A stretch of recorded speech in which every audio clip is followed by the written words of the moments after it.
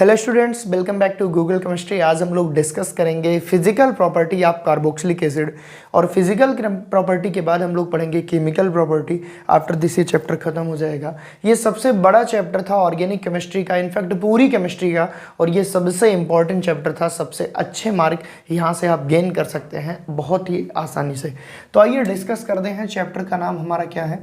Chapter का नाम तो हमारा एल्डिहाइड कीटोन है, लेकिन एल्डिहाइड कीटोन में हम लोग जो पोर्शन पढ़ रहे हैं उस पोर्शन का नाम है कार्बोक्सिलिक एसिड। और आज हम लोग डिस्कस करेंगे physical property of carboxylic acid.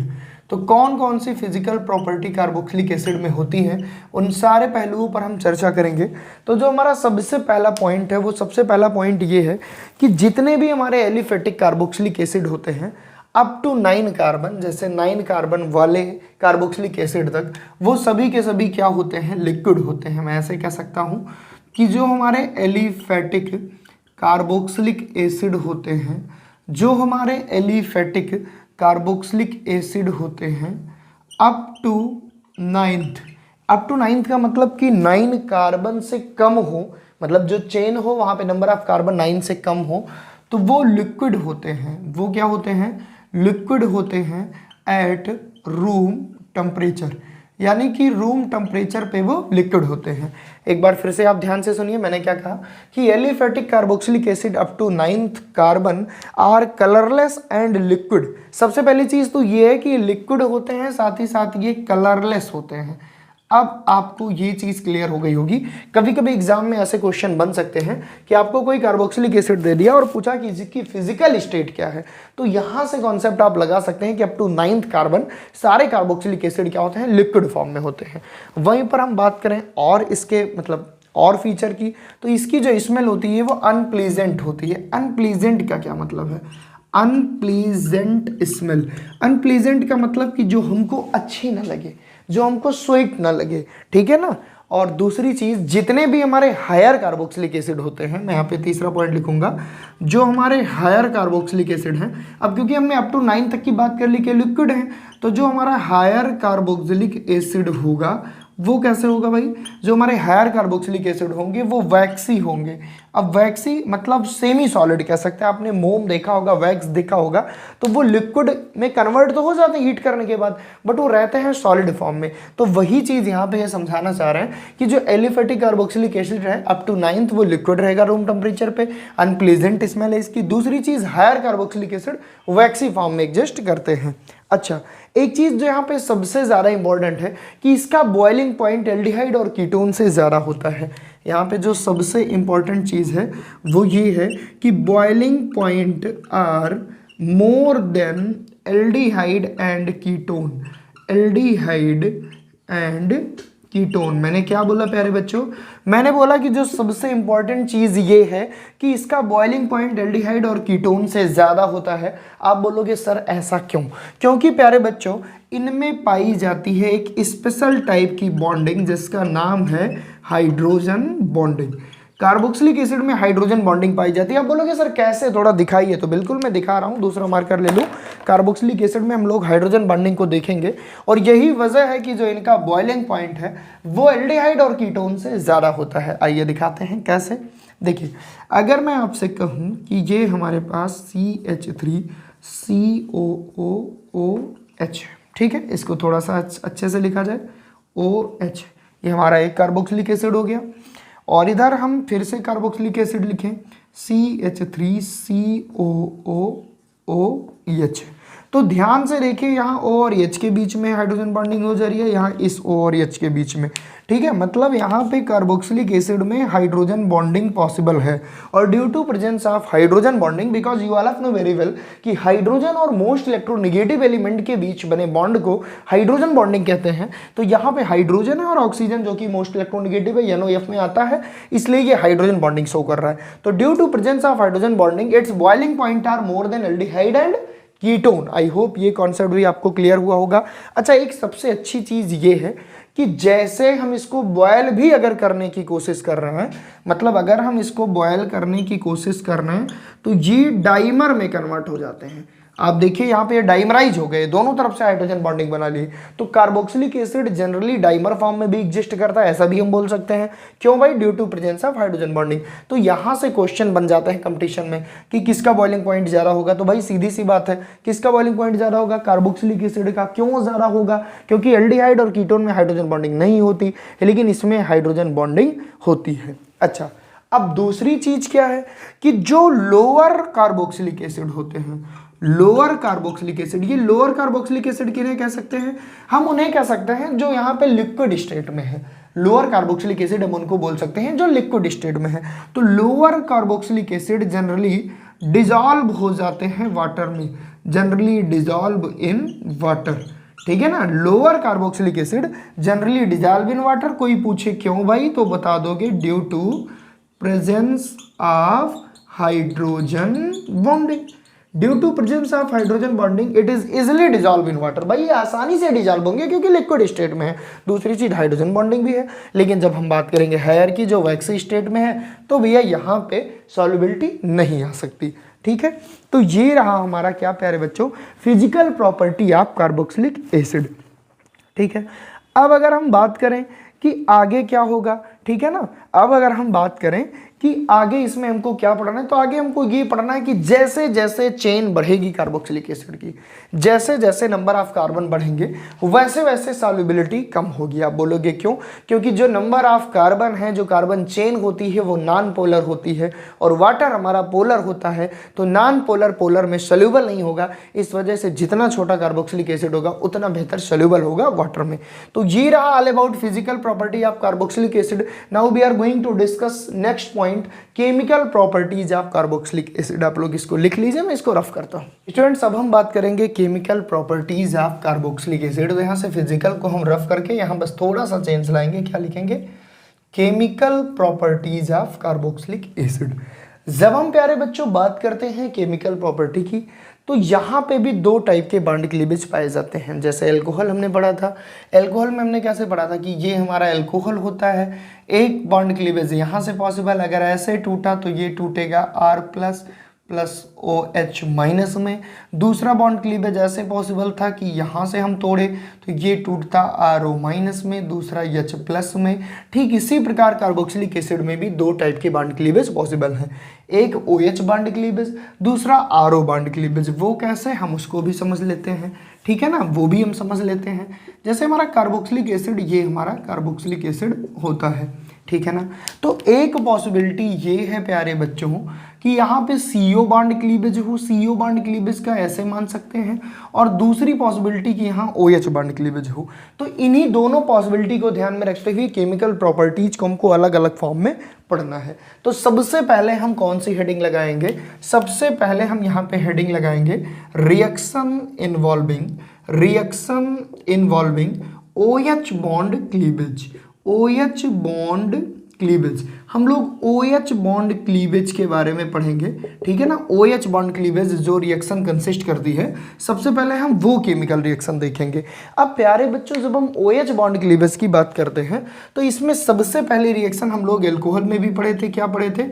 Reaction with alkali metal या रिएक्शन विथ एक्टिव मेटल। वहां पे हमने क्या पढ़ा था? Reaction with active metal. यानी कि सबसे पहले हम क्या देखेंगे जब OH बॉन्ड क्लीवेज की बात आएगी, किसी एक्टिव मेटल से हम रिएक्शन कराते थे और हम देखते थे कि वहां से हम एल्कोहल की एसिडिटी का निर्धारण करते थे।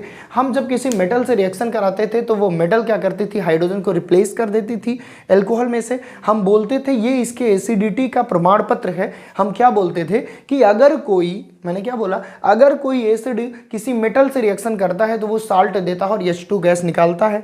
क्योंकि एल्कोहल को हम एसिडिक बताना चाह रहे थे, हमने एल्कोहल की रिएक्शन मेटल से कराई थी, तो मेटल ने हाइड्रोजन को रिप्लेस कर दिया। मैं आपको दिखा रहा हूँ क्या होता था कि अगर मैं एक थोड़ा सा आपको ट्रायल देना चाहूँ कि वहाँ पे क्या होता था, हम ऐसे भी कह सकते हैं कि ये जो रिएक्शन है ये एसिडिटी को भी एक्सप्लेन करती है। एल्कोहल की एसिडिटी हम इसी रिएक्शन से एक्सप्लेन करते थे। ठीक उसी प्रकार हम यहाँ पे कार्बोक्सिलिक एसिड के बारे में देखेंगे।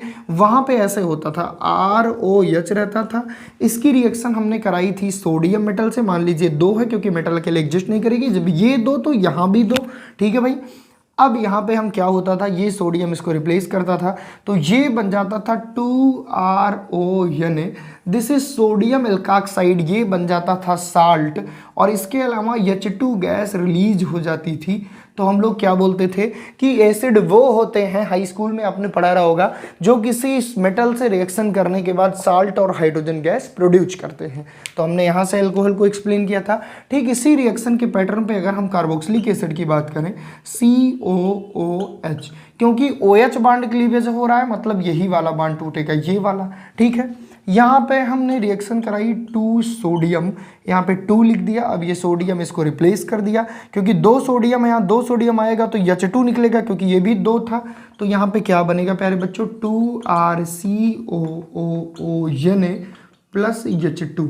तो ये रिएक्शन दिखाता है OH बांड क्लीवेज को, ये रिएक्शन दिखाता है कि क्या होता है जब कार्बोक्सिलिक एसिड की रिएक्शन किसी एक्टिव मेटल से कराते हैं। आई होप आप ये समझे होंगे। इसी तरह अगर हम साइक्लिक फॉर्म में लेना चाहें या फिनाल लेना चाहें तो फिनाल का भी हम कह सकते थे क्या, C6H5OH, और यहाँ पे हम 2Na ले सकते थे। आपको पता होगा ये फिर इसको रिप्लेस करता था, क्या बनता था, C6H5, यहाँ 2 है, ONA, और यहाँ पे H2 गैस रिलीज होती थी। ये तीनों रिएक्शन सिमिलर है, लेकिन हम पढ़ रहे हैं कार्बोक्सिलिक एसिड, इसलिए हम इसकी बात करेंगे। तो OH बांड क्लीवेज का सबसे सिंपलेस्ट रिएक्शन यही था, जो कि बहुत ही ज़्यादा आसान है आपको समझने के लिए। ठीक है, तो यहाँ पे सोडियम कार्बोक्सिलेट हमारा बना है। इसका नाम क्या है, इसका नाम है सोडियम कार्बोक्सिलेट। क्या नाम है प्यारे बच्चों, सोडियम कार्बोक्सिलेट, और हाइड्रोजन गैस रिलीज हो गई। तो ये था रिएक्शन विद एक्टिव मेटल। ठीक है, अब कुछ हमारे जैसे सोडियम बाइकार्बोनेट है, अगर हम उससे अल्कोहल की रिएक्शन कराते, तो अगर हम उसकी अल्कोहल या फिनाल से रिएक्शन कराएं सोडियम बाइकार्बोनेट की, देखिए मान लीजिए हमारे पास है यहाँ पे भाई ROH, मैं आपको थोड़ा सा एक्सप्लेन करना चाहूँगा। ROH की रिएक्शन प्यारे बच्चों अगर हम कराएं NaHCO3, एक बार मैं मैच कर लूँ NCERT में, क्या यही है, बिल्कुल यही है।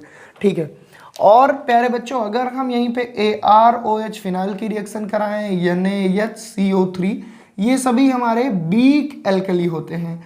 ये क्या होती है प्यारे बच्चों, ये होती है बीक एल्कली।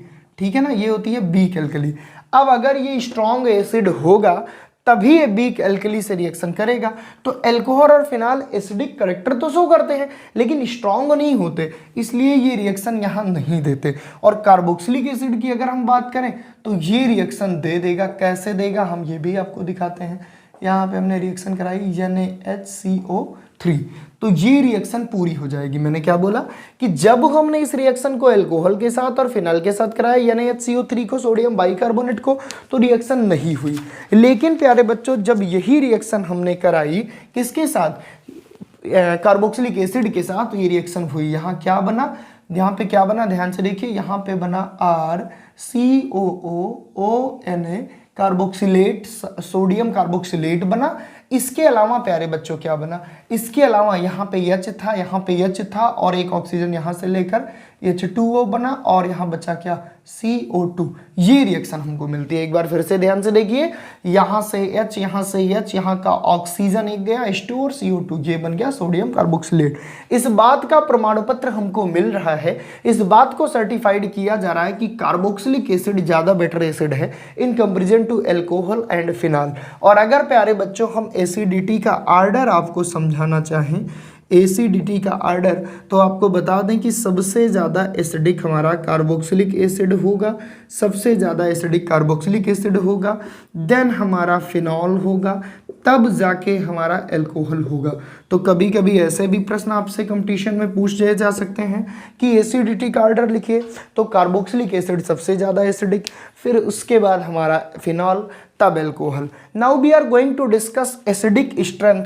क्या रीज़न है कि ये आर्डर हमने लिखा, तो सबसे पहले तो हम इसको रफ करते हैं, फिर हम चलते हैं उन रीजन को एक्सप्लेन करने कि क्या रीज़न है कि कार्बोक्सिलिक एसिड सबसे ज़्यादा एसिडिक है in comparison to phenol and alcohol. सारी चीज़ों को समझ के पढ़ो, रटना नहीं है। चैप्टर एकदम अंतिम पड़ाव पे है, ख़त्म होने वाला है, और बहुत आसान चैप्टर है। अगर आप इसको थोड़ा सा भी कंसंट्रेट वेट करके पढ़े होंगे तो।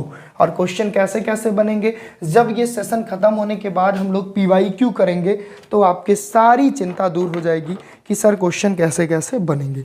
चलिए अब हम सबसे पहले बात करते हैं अल्कोहल की, क्योंकि हमको कंपैरिजन कराना है अल्कोहल में, फिनॉल में और ईथर में, सॉरी कार्बोक्सिलिक एसिड में, कार्बोक्सिलिक एसिड में, क्योंकि इन सभी में OH बॉन्ड क्लीवेज पॉसिबल है। और OH बॉन्ड क्लीवेज जब होती है तो एसिडिटी की बात आती है। ओके सर, चलिए मैं दूसरा मार्कर ले लूँ, ये सही से काम नहीं कर रहा है। देखिए अब अगर हम बात करें प्यारे बच्चों यहाँ पे अल्कोहल की, तो ROH है, ठीक है। यहाँ पे हमारे पास क्या है, ROH है।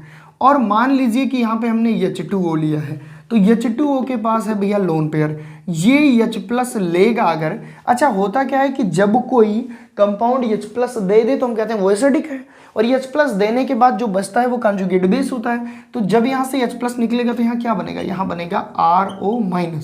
ये क्या है, ये है कंजुगेट बेस, ठीक है सर, ठीक है। जब किसी एसिड से H+ निकाल दें तो जो बचे उसे हम क्या कहते हैं प्यारे बच्चों, कंजुगेट बेस। और यहाँ पे बना H3O+। छोड़ो यहाँ पे क्या बना, तुमको इससे मतलब है, ठीक है प्यारे बच्चों। होता क्या है कि अगर कोई एसिड H+ देने के बाद उसका जो कंजुगेट बेस बना अगर वो स्टेबल है तो वो एसिड स्ट्रांग मानी जाती है।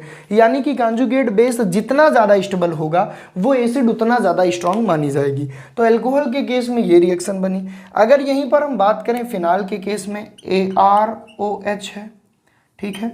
यहाँ से भी ये बांड टूटेगा क्योंकि OH बांड क्लीवेज पड़ रहा है, यहाँ भी H2O खींचेगा इसको, ठीक है ना, खींचेगा तो क्या बनेगा, ARO- और H3O+। ARO को ये क्योंकि एरीन है, ये फिनाल है, तो हम इसको ऐसे भी लिख सकते हैं। ये हमारा ऐसा सीन बना, ठीक है ना, ये यही चीज़ यहाँ पे हमने लिखी है, ठीक है। अभी मैं तीनों लिख लूँ फिर आपको समझा रहा हूँ। अब मैं कार्बोक्सिलिक एसिड की बात करता हूँ। कार्बोक्सिलिक एसिड RCOOOH,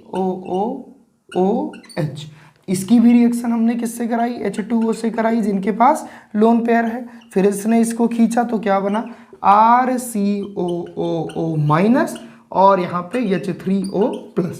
अब यहाँ पे अगर एसिडिटी का कंपैरिजन हमको कभी भी करना हो तो इसकी स्टेबिलिटी के बेस पे जिसका कंजुगेट बेस सबसे स्टेबल होगा वो सबसे ज़्यादा एसिडिक माना जाता है। केमिस्ट्री का ये रूल है, ये बात आपको कई बार बताई जा चुकी है। मैंने क्या बोला, जिसका सबसे ज़्यादा स्टेबिलिटी होगा कंजुगेट बेस में वो सबसे ज़्यादा एसिडिक होगा।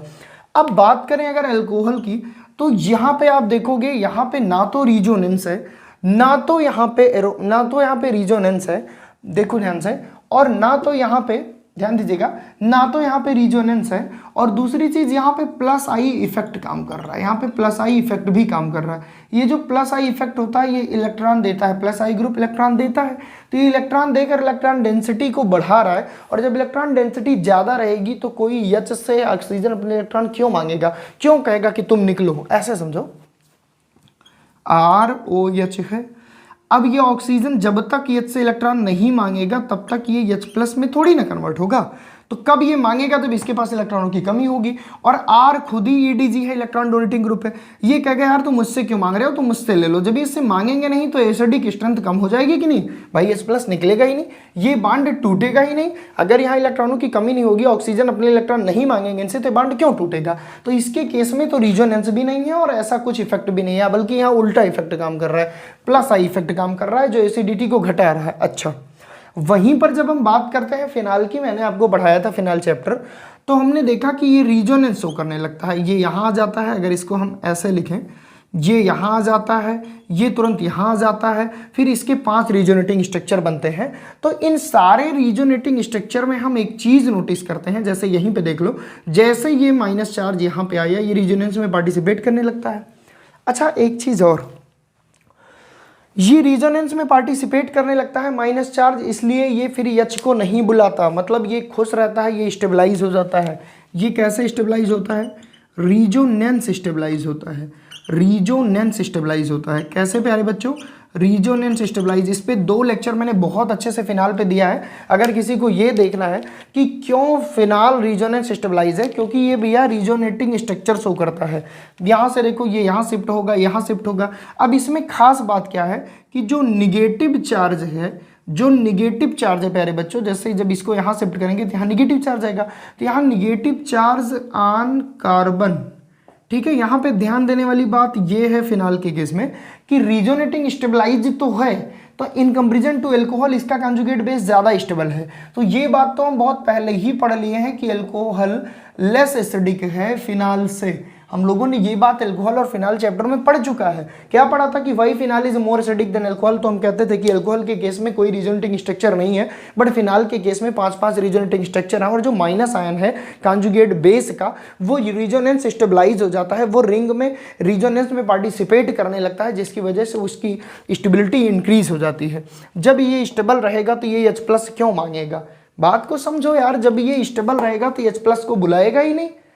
ये इलेक्ट्रॉन लेने के बाद खुश है, और जो इलेक्ट्रॉन लिया उसको काम पे लगा दिया, भूल गया कि मैंने कुछ निकाला भी है। लेकिन ये इलेक्ट्रॉन को लिए तो, लेकिन ज़्यादा देर लेकर रख नहीं पाएंगे। क्यों भाई? क्योंकि ये R कहेगा प्लस I ग्रुप कहेगा, EDG कहेगा कि भैया तुमने क्यों उससे इलेक्ट्रॉन लिया, जब मैं दे रहा हूँ उसका पैसा वापस करो, उसको बुलाओ अपने पास। तो दोस्ती मत तोड़ो, उसको बुला लो। तो H+ ज़्यादा देर तक दूर नहीं रह पाएगा, इसलिए अल्कोहल लेस एसिडिक होगा फिनाल से। लेकिन यहाँ पे जो की पॉइंट है जो आपको कार्बोक्सिलिक एसिड से डिफ्रेंशिएट करेगा वो ये है कि इस रिजोनेटिंग स्ट्रक्चर में निगेटिव चार्ज कार्बन पे है। अब हम बात कर लें कार्बोक्सिलिक एसिड की। आई होप आपको दिख रहा होगा, यहाँ भी आपको दिख रहा होगा, मैं इसको यहाँ बना रहा हूँ RCOO-। अब प्यारे बच्चों अगर मैं इसको यहाँ शिफ्ट करूँ तो तुरंत ये यहाँ शिफ्ट होगा, तो इसका एक और रिजोनेटिंग स्ट्रक्चर बनेगा, वो क्या बनेगा, RCO- डबल बॉन्ड O। इन दोनों रिजोनेटिंग स्ट्रक्चर की एक खास बात है, ध्यान से देखना, यहाँ पे भी रिजोनेटिंग स्ट्रक्चर शो हो रहे थे, यहाँ पे भी रिजोनेटिंग स्ट्रक्चर है, दोनों जगह रिजोनेटिंग स्ट्रक्चर है। अब आपके मन में क्वेश्चन आएगा तो सर स्टेबलाइज कौन ज्यादा होगा? प्यारे बच्चों आपको एक बात बताई गई है, जब क्लास 11th में आपने रिजोनेंस पढ़ा था कि रिजोनेटिंग स्ट्रक्चर उसमें ज्यादा स्टेबल माना जाएगा जहां निगेटिव चार्ज इलेक्ट्रोनिगेटिव एटम पर होगा। निगेटिव चार्ज अगर ऑन इलेक्ट्रोनिगेटिव एटम पर है तो मामला ज्यादा बेहतर है। मुकुट अगर राजा के सर पे रहे तो ज्यादा बेहतर है, बजाय मुकुट किसी मंत्री के सर पे रहे। तो कार्बन पे निगेटिव चार्ज उतना नहीं जम रहा है जितना ऑक्सीजन पे निगेटिव चार्ज। यहां दोनों रिजोनेटिंग स्ट्रक्चर में तुम देखोगे कि निगेटिव चार्ज ऑक्सीजन पे है, और ये रिजोनेंस को स्टेबलाइज करता है, निगेटिव चार्ज ऑक्सीजन पे रहे। राजा मुकुट पहन के घूमेगा, कोई विरोध नहीं करेगा भैया, लेकिन मंत्री अगर मुकुट पहन के घूमेगा तो विरोध होगा। तो यहां तीनों कॉन्जुगेट बेस में हमने जब कंपैरिजन किया तो हमने देखा कि यहां पे तो कोई रिजोनेंस नहीं है, बल्कि यहाँ प्लस I इफेक्ट काम कर रहा है। यहाँ पे रिजोनेंस यहाँ पे है, यहाँ निगेटिव पर, यहाँ कार्बन पे निगेटिव चार्ज है, यहाँ ऑक्सीजन पे निगेटिव चार्ज है, और ऑक्सीजन पे निगेटिव चार्ज का होना ज्यादा बेहतर है। इसलिए ये कॉन्जुगेट बेस जो कार्बोक्सिलेट आयन बना ये ज्यादा स्टेबल है। यही रीजन है कि एल्कोहल से ज्यादा फिनाल एसिडिक है, और फिनाल से ज्यादा कार्बोक्सिलिक एसिडिक है। तो आपको जवाब मिल गया। अगर बोर्ड एग्जाम में ऐसा क्वेश्चन आता है कि prove that carboxylic acid is more acidic in comparison to phenol and alcohol, तो बहुत आसानी से आप एक्सप्लेन कर सकते हो। मैंने पूरी कोशिश की आपको समझा देने की। तो ये कॉन्सेप्ट भी हमारा खत्म हुआ, acidity of alcohol, phenol and carboxylic acid. या ऐसे कह सकते हैं कि OH बॉन्ड क्लीवेज की पहली रिएक्शन विद एल्कली मेटल भी पढ़ लिया, एसिडिक स्ट्रेंथ भी पढ़ ली। मैं इसको अब रफ करता हूँ, चलते हैं आगे।